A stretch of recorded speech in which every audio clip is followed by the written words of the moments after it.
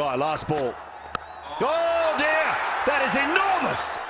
PSL के 22वें match में Quetta Gladiators ने मार्टिन गुप्टिल की शानदार इनिंग्स की बदौलत कराची किंग्स को 4 विकेटों से शिकस्त दे दी। रावलपिंडी क्रिकेट ग्राउंड में खेले गए मैच में कोयटा के कप्तान सरफराज अहमद ने टॉस जीतकर कराची को बैटिंग की दावत दी। कराची किंग्स का आगाज अच्छा ना रहा और इनिंग्स की पहली ही गेंद पर नसीम शाह ने मैथ्यू वेड को विकेटों के पीछे कैच आउट करा दिया। तैयब ताहिर और कासिम अकरम भी बिलतरतीब 7 और 8 रन बनाकर आउट हो गए।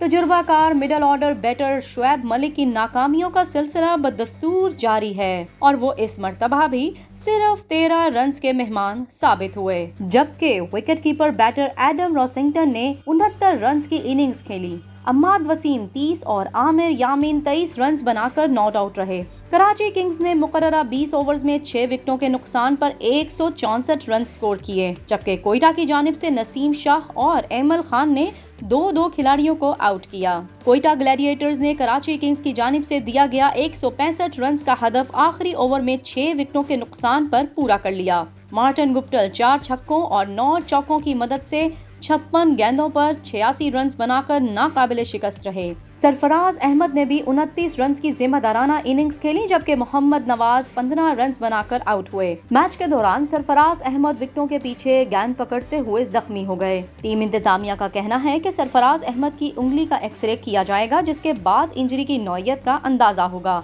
और लीग के बकिया मैचेस में शिरकत का फैसला होगा। मैच के बाद गुफ्तगू करते हुए सरफराज अहमद का कहना था कि उंगली ठीक है, डॉक्टर्स के पास चेकअप के लिए जाऊंगा। मैच में बहुत गलतियां की, इसको देखना पड़ेगा। बकिया मैचेस जीतने की भरपूर कोशिश करेंगे।